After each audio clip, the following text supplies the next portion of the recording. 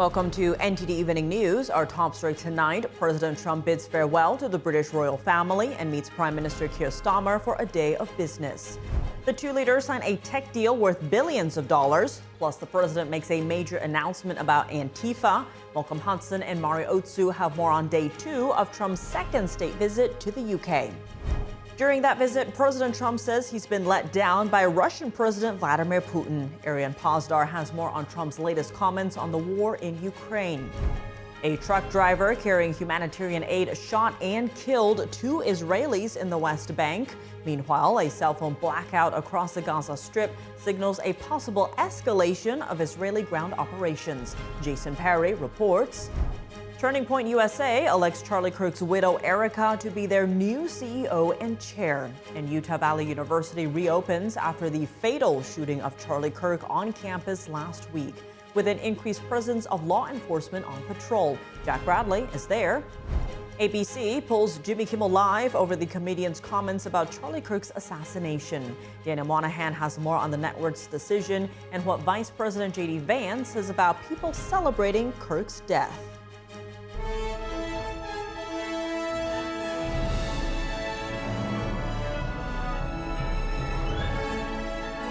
This is NTD Evening News, live from our global headquarters in New York City. Here's Tiffany Meyer. Good evening and thank you for joining us tonight. With President Trump now on his way back from the UK, the tech prosperity deal between the U.S. and Britain is set to deepen historical and ancestral ties with hundreds of billions of dollars in investment. Britain is set to gain capital and infrastructure, while the U.S. seeks to draw from British creativity and innovation. NTD's international correspondent Malcolm Hudson has more for us from London. President Trump and British Prime Minister Keir Starmer hailed the deepening of their two nations' special relationship, saying a raft of deals worth some $340 billion had made those bonds unbreakable. 7 decades after British genius Alan Turing pioneered the field, this agreement will also help America and our British allies dominate the future of artificial intelligence. For Starmer, securing record levels of U.S. investment has validated his offer to Trump of an unprecedented second state visit. Seeing investments in the technology, finance and energy sectors, Trump has said he wants the U.S. to win the global AI race. With China the only real challenger in the space, Britain has chosen to align with its ally to secure the building of data centers and supercomputers. And just look at what we're achieving today together. The deals and investment that you're announcing today break all records. What a day. The investment is intended to help combine US strengths in building AI infrastructure, capabilities and capital with British innovation and creativity coming out of its universities, startups and major companies. Speaking at a business reception in London, Secretary of Commerce Howard Lutnick explained the America First philosophy. He said it means America needs to get its house in order to be the richest and greatest nation on earth. We wear on our shoulders the light of capitalism, the light of freedom, and the expectation that we will help the rest of the world. He told the reception that if the UK had followed America's lead with lighter regulations to enhance investment, the investments announced today would have been 5 times larger from the technology companies. That would have taken the investment to around $1.7 trillion instead of $340 billion. But Lutnick said the US tech companies are afraid the UK is following Europe with tougher regulations, saying he hopes the UK follows America's path instead. Malcolm Hudson, NTD News, London. On the second day of his historic state visit, President Trump announcing a major move against Antifa. This while the president says his administration's been working to retake a base in Afghanistan from Taliban control. NTD's Mario Otsu has more from the White House. I told him, I said, Charlie, I think you have a good shot someday at being president. President Trump, on his historic second state visit to the UK, is thanking the British citizens who offered condolences after Charlie Kirk's assassination. But I hope that together our nations can lead a movement to defend the glorious traditions of freedom, on both sides of the Atlantic. This as the president announces he's designating Antifa as a major terrorist organization. We're going to do a big thing with respect to Antifa. It's a sick group. I mean, very, very sick group. Antifa causes tremendous incitement. Where they're throwing bricks at cars of ICE and Border Patrol. While Antifa claims to oppose fascism, its members, often wearing all black clothing and masks, have come under scrutiny for doxing and intimidation. The Trump administration is vowing to crack down on groups it says are fueling political violence. We have some pretty radical groups, and they got away with murder. And in a moment of dissent, President Trump says he disagrees with Prime Minister Keir Starmer's expected move to recognize the Palestinian state. One of our few disagreements, actually. Although both leaders condemn Hamas. They're a terrorist organisation who can have no part in any future governance in Palestine.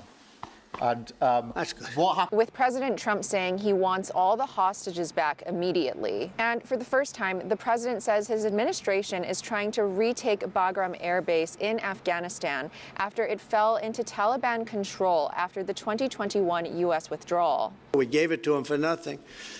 We're trying to get it back, by the way. As you know, it's an hour away from where China makes its nuclear weapons. And the president is back in Washington, D.C. tonight.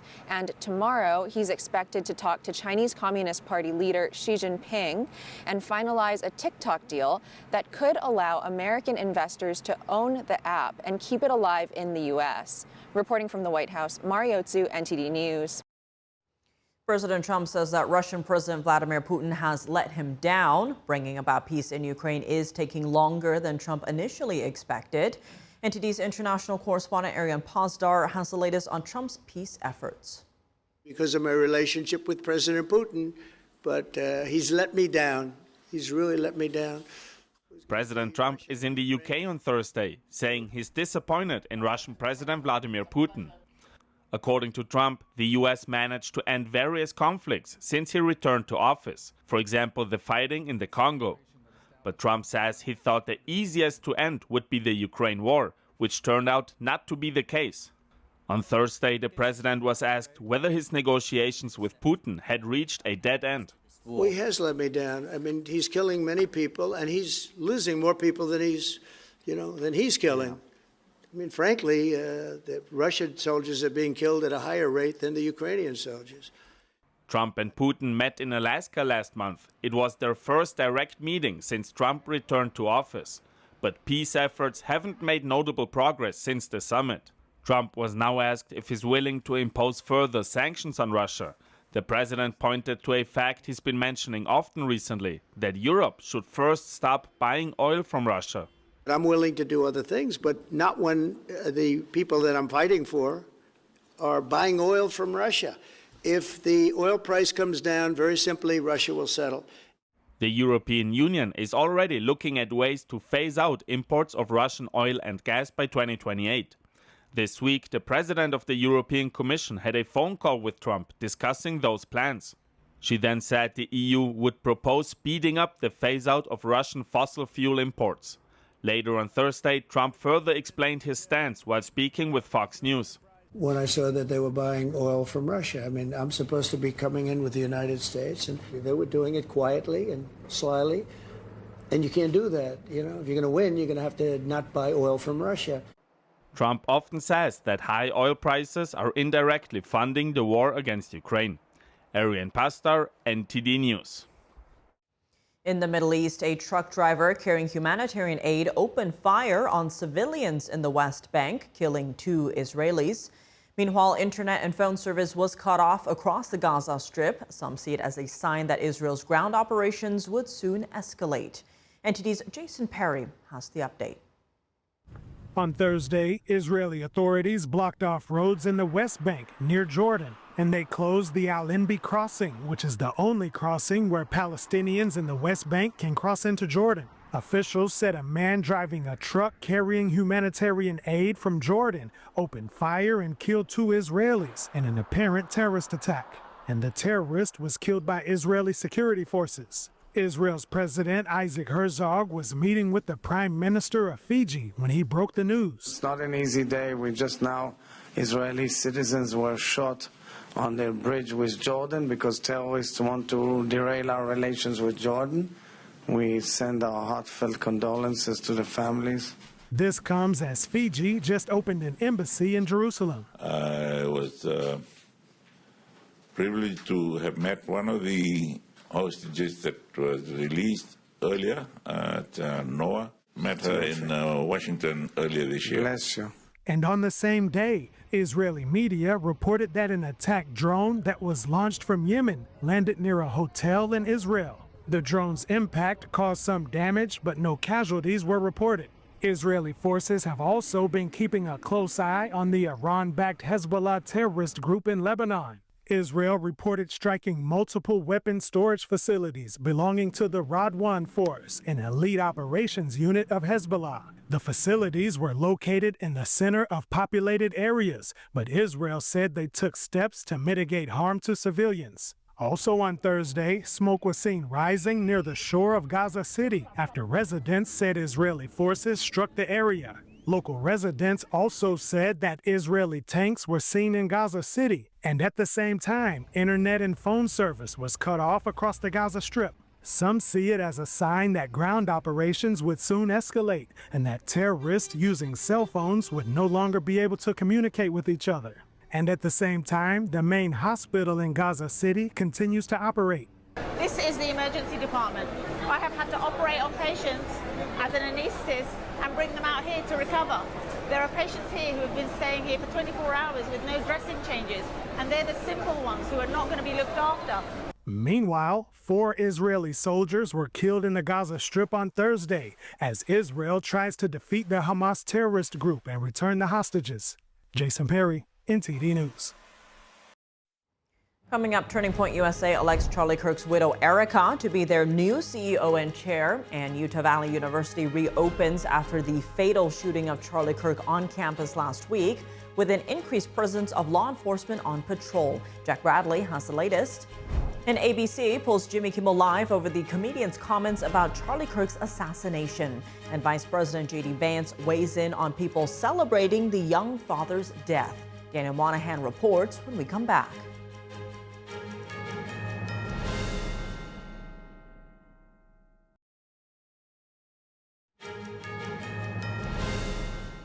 Welcome back. I'm Tiffany Meyer. Students are returning to Utah Valley University after conservative leader Charlie Kirk was fatally shot on the campus last week in front of thousands. NTD's Jack Bradley has more from the university. Students are returning to campus at Utah Valley University as large memorials are set up. There are flags, flowers, and pictures of Charlie Kirk. And where he was speaking, there's a massive American flag hanging. Students can be seen writing messages with chalk all across the campus about the legacy Kirk left behind.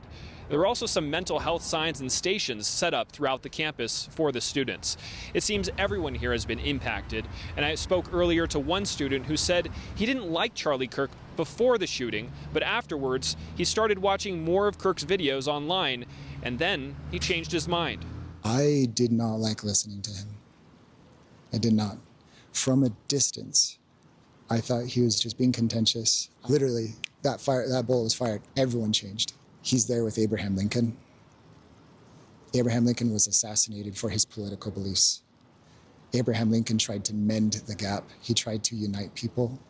Charlie, I now know for myself, after listening to reports of him, not what other people have said about him, rather how he treated other people that were different than him, who believed differently than him. He treated them with respect. He was consistent. The humanity in him is worth remembering because we're all humans.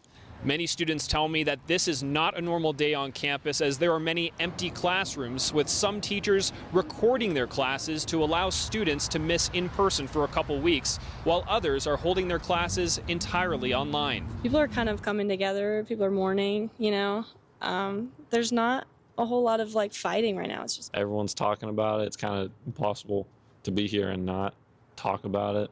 Feels like a lot of people realize very suddenly that life is short and precious, and we do have a lot of differences, but it's better to unite. It's been really nice seeing how everyone's come together despite the different political beliefs. And Charlie Kirk made it clear that his first duty was to God, and then his duty after that was to his family, and then obviously, to politics after that. And I think we need more people that have their priorities in the divine, in God, and that they have a priority to establishing a family unit dedicated to God. Meanwhile, the organization that Charlie Kirk founded, Turning Point USA, will now be headed by his wife, Erica Kirk. The organization said that Kirk told many executives that this is what he would have wanted in the event of his death. If you thought that my husband's mission was powerful before, you have no idea. The organization said in a statement that the attempt to destroy Charlie's work will become our chance to make it more powerful and enduring than ever before. Reporting from Orem, Utah, Jack Bradley, NTD News. And this Sunday, NTD will present a live special coverage of Turning Point USA's memorial service for the late Charlie Kirk, a life of faith and conviction. President Trump and many others are scheduled to speak at the event. Join Steve Lance and myself for our pre- and post-memorial coverage starting at 12 p.m. Eastern, only on NTD. And a late-night talk show, Jimmy Kimmel Live, has been taken off the air indefinitely. ABC made the announcement yesterday following sharp backlash over Kimmel's controversial remarks about the assassination of Turning Point founder Charlie Kirk. NTD's Daniel Monahan has more, including a wave of firings tied to insensitive reactions to Kirk's death. ABC says it's pulling Jimmy Kimmel Live from its schedule after the comedian's comments about Charlie Kirk's assassination sparked outrage. Kimmel referenced suspect Tyler Robinson in a monologue on ABC. The MAGA gang desperately trying to characterize this kid who murdered Charlie Kirk as anything other than one of them and doing everything they can to score political points from it. The suspect's mom says he became increasingly concerned about gay and transgender rights over the last year. Sinclair Broadcasting has announced that its ABC affiliates will now air a special tribute to Kirk in Kimmel's former time slot. Meanwhile, Nexstar Media Group, which operates 32 ABC affiliates, announced it will no longer carry the show, calling Kimmel's remarks offensive and insensitive at a critical time in the national political discourse. FCC Chairman Brendan Carr also weighed in during an interview with commentator Benny Johnson. In some quarters, there's a very concerted effort to try to lie to the American people. Carr says Kimmel appears to be trying to play into the narrative that Kirk's assassin was MAGA or Republican motivated. And if that's what happened here with his conduct, that is really, really sick. President Trump reacted to the news on Truth Social, writing, "Congratulations to ABC for finally having the courage to do what had to be done." Meanwhile, an ABC reporter has apologized after describing text messages authorities say were exchanged between Charlie Kirk's alleged murderer and the man's boyfriend as very touching. Matt Gutman wrote on X that he was trying to underscore the jarring contrast between the cold-blooded assassination of Charlie Kirk and the personal, disturbing texts. During the ABC broadcast, Gutman said the messages were, quote, "very touching in a way that I think many of us didn't expect. A very intimate portrait into this relationship between the suspect's roommate and the suspect himself, with him repeatedly calling his roommate, who is transitioning, calling him my love." Vice President J.D. Vance also weighed in, condemning individuals who publicly celebrated Kirk's death, speaking on Fox News. If you are the kind of person who feels joy at the death of a grieving mother and grieving children, what bad decisions have led you to where you are today, and why don't you get back on the right path? Vance says he's been glad to see civil society stand up and say there are consequences for celebrating the death of a young dad. We have a First Amendment in this country. The First Amendment protects a lot of very ugly speech, but if you celebrate Charlie Kirk's death, you should not be protected from being fired for being a disgusting person. That sentiment is playing out across the country. Multiple people have lost their jobs over posts related to Kirk's assassination. Auburn University confirmed several employees were terminated for posts described as hurtful, insensitive, and completely at odds with Auburn's values. Clemson University dismissed 2 faculty members. Florida Atlantic and the University of Miami reprimanded staff. And at Ball State University, the director of health promotion and advocacy was fired after a post she made about Kirk's death. Daniel Monahan, NTD News.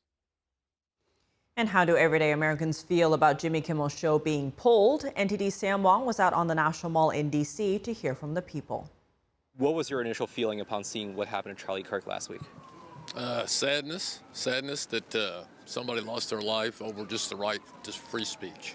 Yeah, and then of course you become angry that how come our nation has gotten to that point? An individual who's speaking freely about his beliefs and what core values are important to him and trying to instill a movement in the entire country can experience such a violent, gruesome act that was undeserved and extremely selfish. One thing is I think about, because I'm the father of 3 daughters, about 20 years from now, Charlie Kirk's daughter is going to walk down the aisle, and rather than having Charlie there with her in what could be her most wonderful day, there's either going to be no one there, or it'll be someone other than her biological father. Unfortunately, that seems to be where we are in this country, where, people can't, share ideas and disagreements without erupting into some kind of hatred and violence. And what are your thoughts on this whole thing about Jimmy Kimmel getting taken off air? I think that free speech is amazing. That's why we have the beautiful gift of living in America. But I think that with free speech, you're not free from the consequences of free speech. When you are not employed by yourself and you work for any corporation, that you have to keep in mind that there will be a consequence for your opinion. I understand that there are certain responsibilities in that case, but based on what he said, he was completely wrong. But at the same time, I think it was improper to cancel him. To me, he just straight up lied. He said that was a MAGA related, and that had nothing to do with that. I mean, even his own parents said that he had been left-leaning and he had been radicalized. So for him to come out and have that audience and to straight up lie, it was reprehensible. The media has kind of fallen in my eyes. I don't try and follow because it's just a lot of it just gets so lost. It'd be nice, something like where some Jimmy Kimmel saying this horrible stuff, get confronted. These guys kind of, I think, get a certain feel for like they're untouchable. And then you realize, oh, maybe I can be replaced. Be replaced with any other funny person any other time. And so, Jimmy's one of them that obviously felt like maybe he could do whatever he wants, and then, nope. And earlier this week, NTD's Don Ma spoke to Taylor Hawthorne from the Independent Women's Forum and Colin Wright of Reality's Last Stand about how calling for political violence has become normalized from certain groups and individuals on the left. Taylor, let me start with you today. There appears to be a rising normalization of violence in certain left political wing circles. There's evidence of extremism in this latest shooting, and we could look back at the George Floyd riots to see how violence was justified by so-called social justice advocates. How did we get here? I want to make a very important point that I don't see a lot of people talking about, and this is a point that I'm innately aware of because of my work at Young America's Foundation years ago, but this is not a new concept and this is not a new reality. The left has been calling people on the right Nazis and fascists since Barry Goldwater, Nixon, and Reagan, so this is not a new concept. It's just unfortunately where we are now. Colin, what do you think about all this? How did we get here? So, I mean, I agree this is kind of a long history, but I think there's been an upsurge in this in probably the last decade that we haven't seen before. So in the early 2010s, this is when I first started seeing this sort of extreme rhetoric on college campuses when I was attending UC Davis, for example. It was mostly from many like activist-oriented students. I just remember extreme labels like sexist, racist, white supremacist, even Nazi and fascist just being applied across the board, totally willy-nilly to individuals with just very minor views, questioning left-wing narratives about the gender wage gap or open borders policies, things like that. But this also went really virally mainstream, I think in 2017, where we had the actual racist Richard Spencer get punched in the face when he was out in public. And this spurred the whole, is it okay to punch a Nazi sort of question that went around the country. And many on the left said yes, but then many of us also warned that, well, we don't really trust the left to maintain rigid definitions of things because, right now they can't really define what a woman is anymore. Their definitions tend to expand.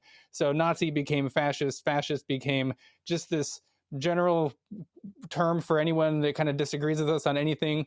And many people like Barry Weiss, they warned against this stuff. So our youth have been steeped in this type of rhetoric for about a decade now. And I think we're really seeing the fruits of that, because this is parroted in many big political campaigns as well, just calling the opponents Nazis. So when young people hear that Nazis are the worst thing in the world, they're genocidal, and that half the country is supporting of Nazis, we really shouldn't be surprised when people take that seriously and take matters into their own hands and grab a gun.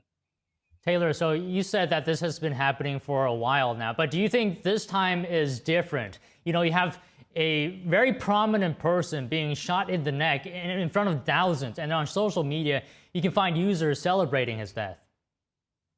I think on the right, we're generally not people who make a big fuss about a lot of things. We want to believe our beliefs and we want to protect our families and our communities. And I think the reason that it feels different now is because we have hit a boiling point where this is not appropriate anymore. And it's not something that those of us on the right are going to stand for any longer. You cannot assassinate someone because their words hurt your feelings. You cannot assassinate someone, period. But we have got to get to a point where left, right, and center, that is rhetoric that we all can agree with and understand, that you cannot die for promoting Western values of democracy, freedom of speech, freedom of religion, expression, individualism. These things are things that are core tenets of our personality and who we are as Americans, and who the rest of the world should strive to be, and also looks to us to set an example as.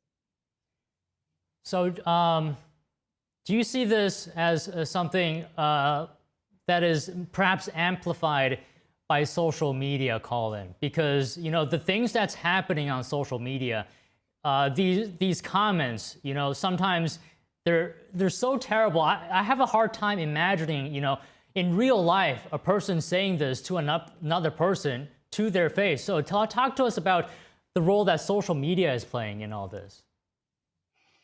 I think it's playing an absolutely massive role in all of this, because, you know, before in the past, when you had crazy extreme views, it might be hard to actually find others who agree with you. Now we have social media, X, we have Blue Sky, there's Parler. Basically, you can just go wherever you want to these little internet enclaves that are completely sealed off ideologically from the outside, so they're not getting any pushback from other people. They're allowed to just fester and feed off one another in these communities. And so whenever someone says something extreme, there's no one to say, hey, that's actually extreme. It's all just self-reinforcing. And so this is what we're seeing now. We're seeing just this sectioning off of people into these ideological bubbles. There's zero crosstalk. And when there's no one using words to communicate with one another, words are all we have to bridge that gap between violence. And so when the words are off the table, that's when the bullets begin to fly. And I think that's kind of what we're seeing right now. Taylor, can I get a response to what you just heard? Yeah, I mean, I studied journalism and media trends in college, and, you know, my professors, albeit more leftist, warned about this even 10, 15 years ago, that this is a path we were going down if we didn't have baseline taxonomies about what some of these things meant, what these words meant, how we used them, the respect that we chose to show each other. And don't get me wrong, I'm not saying that we on the right need to bend a knee and just, you know, simply only pray for people. There are responsibilities and duties that we have as Americans to vocalize our opinion and to answer a call when it is given to us. But I do think that we need to come together and get to a point where we can understand and agree that this is wrong and there's a person behind that screen. I think Charlie Kirk was a perfect example of someone who wasn't afraid to come out from behind the screen and communicate to people about things that he disagreed with. And the thing that he said that just stays stuck in my head is a society or a relationship or, any kind of dynamic that doesn't communicate is where you start getting into trouble and where you crumble. I grew up in the Middle East, and I have so many great, fond memories of my time in the Middle East. I'd move back there in a heartbeat, but we did not have freedom of expression. We did not have these ideals. My modern world history textbooks had the pages about the Holocaust ripped out of them. And I think that that's incredibly, incredibly important for Americans who haven't traveled abroad to understand that that could be us. You know, it's incredibly arrogant of us to think that could never be us just because of the principles that we have and what we currently employ. But it can be us if good men and good women do nothing. You know, Colin, Charlie Kirk would have these debates on college campuses, and sometimes they can get really heated. You can disagree with him. That's fine. If you want to have influence like he did, you open your own platform. You do your own research. You bring counter arguments. You go to college campuses if you want to, like Charlie Kirk did. I would imagine you would get plenty of support regardless of what you stood for. What you don't do is shoot that person in the neck, and I believe in front of his kids and wife. I agree. I mean, college campuses have somehow become some of the most anti-free speech locations on the planet, especially in the Western world now, where they historically have been some of the most open venues for free speech. Charlie Kirk has been trying to push back against that, as I have over the last 7 to 10 years, speaking on controversial issues, and he was doing it the right way. He was going to college campuses where you should be exposed to other views, where you should have your beliefs challenged, where you should be you should be caused to think about things in a deep way. This is what universities are supposed to be. It's supposed to be like this community of scholars who are debating and uncovering truth. Universities have really got off their mission of being disseminators of truth, organizations that discover truth and foster communication to discover truth.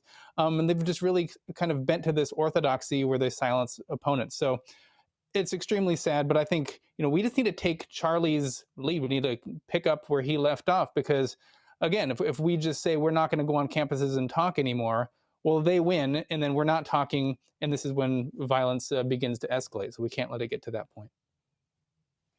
Okay, Taylor, we just have about 30 seconds here, and if there's any bright spot here, it would be the thousands of people that are showing up for vigils for Charlie this weekend. Any comments on that?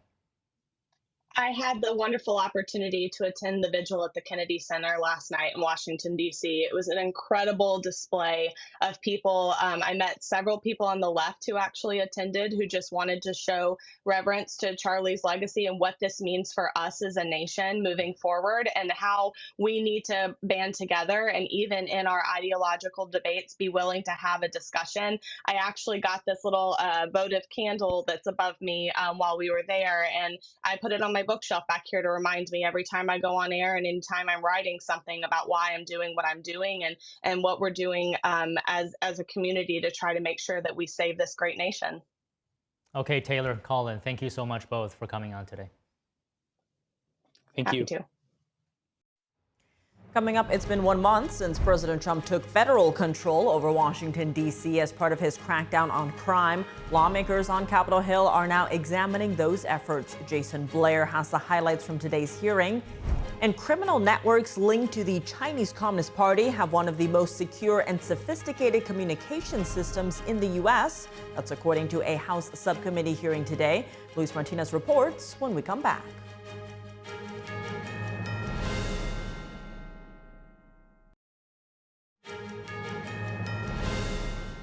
Welcome back. I'm Tiffany Meyer. A suspected stalker shot and killed 3 police officers yesterday afternoon as they responded to a call in southern Pennsylvania. Authorities say the suspect had been waiting in his ex-girlfriend's home to ambush the first responders. York County District Attorney Tim Barker said the shooter immediately opened fire. A 4th officer was wounded and remains hospitalized. Police killed the suspect, 24-year-old Matthew James Ruth, at the scene. Another officer was killed in York County in February when a man armed with a pistol and zip ties took hostages at a hospital's intensive care unit. Pennsylvania Governor Josh Shapiro responded to the shooting, saying, quote, "We need to do better as a society." Congress today examined the influence that the Chinese Communist Party has over criminal networks in North America. Our Washington correspondent Luis Eduardo Martinez has the details. Criminal organizations, the best ones are the hardest to catch. They have a proficiency of layering in camouflage. They become so successful as to exactly what you said because they're being controlled by the top echelon of Chinese organized crimes. The illegal market of marijuana in the United States produces approximately $153 billion worth of profits for transnational criminal organizations. And CCP-linked Chinese nationals have taken over the money laundering and production aspect of this criminal enterprise in the U.S. Let's paint the picture together. A group of Chinese nationals affiliated with foreign criminal organization crosses the southern border, makes their way into rural Oklahoma. With them are workers who have been lured under the false promise of good jobs in the United States. In a matter of days, this newly purchased land becomes the site of a large-scale illegal marijuana grow operation. It is estimated that during the previous administration, some 200,000 Chinese nationals entered the United States illegally. And CCP-linked Chinese nationals use WeChat, which is beyond the reach of the U.S. authorities, to create sophisticated criminal networks. The Chinese suppliers of precursor chemicals used in fentanyl production in Mexico, becoming the primary money launderers for the Mexican cartels, which have been recently designated as FTOs, human trafficking networks, global operations that corrupt government authorities, wildlife trafficking networks, and of course, Chinese-controlled marijuana cultivation. CCP-linked criminal networks have reduced the cost of money laundering for Mexican cartels from 10% of profits to 2% of profits. Despite the success rate in border protection and law enforcement of the Trump administration, House Democrats have blamed the president for the proliferation of these criminal networks. Trump's occupation of America's largest city is reducing the federal government's ability to pursue serious, complex crimes.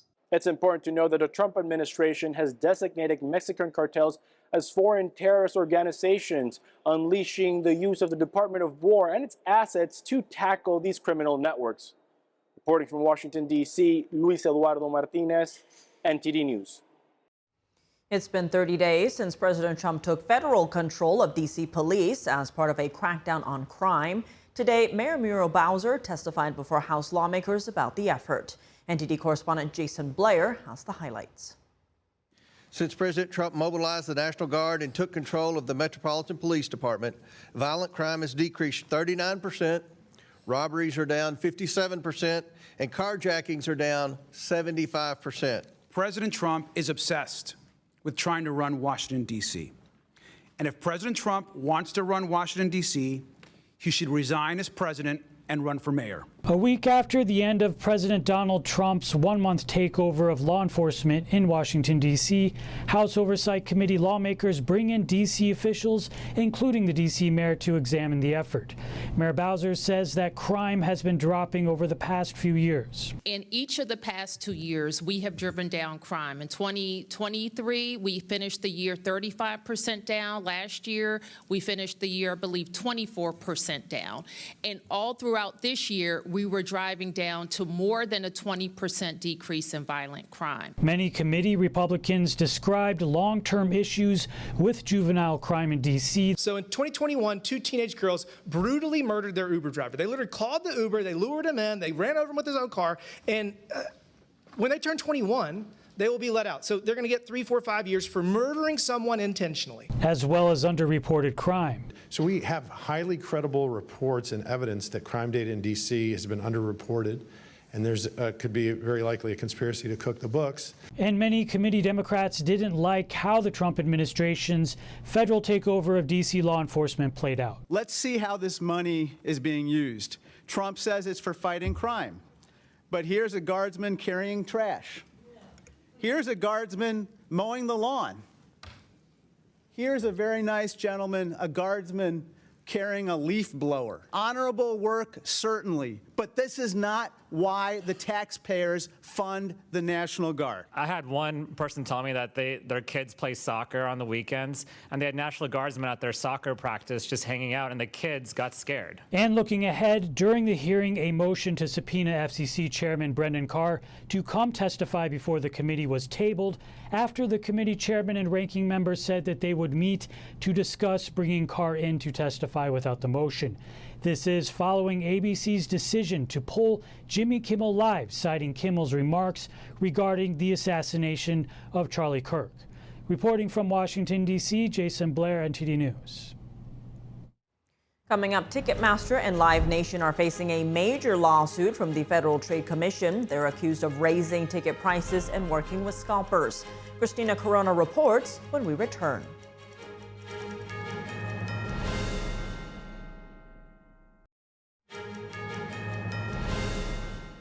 Welcome back. I'm Tiffany Meyer. The Federal Trade Commission is suing Ticketmaster and Live Nation, accusing them of inflating ticket prices and working with scalpers. 7 other states have joined the lawsuit.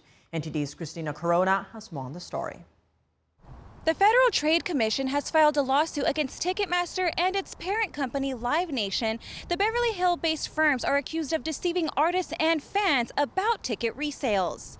The lawsuit, filed in Los Angeles federal court, claims the companies work with scalpers who illegally bought tickets in bulk to boost profits. The FTC says 7 other states have joined the case. The complaint also says that Ticketmaster and Live Nation advertised lower prices, but fans had to pay more at checkout. The companies also claim to have strict limits on ticket sales, but brokers easily bought extra tickets and then resold them for higher prices. The FTC says this has cost fans millions and prevented artists from keeping ticket prices affordable. FTC Chairman Andrew Ferguson said live entertainment should be accessible to families, not priced out of reach. Ticketmaster controls about 80% of major venue ticketing, and consumers spent more than $82 billion on its platform from 2019 to 2024. The FTC and the states are asking the court to impose civil penalties and require Ticketmaster to provide additional monetary relief to consumers. Ticketmaster and Live Nation have not yet responded to requests for comment. Reporting from the city of El Monte, Christina Corona, NTD News. At least half of America's youth are using AI chatbot companions as friends, and the implications are troubling. Tonight on Capitol Report with Steve Lance, hear from Mitch Prinstein, Chief of Psychology Strategy and Integration for the American Psychological Association. Tune in at 7 p.m. Eastern Time. And that's all for today's news. For round-the-clock coverage, visit us at ntd.com/live or download our NTD app. Thanks for tuning in. I'm Tiffany Meyer. Good night.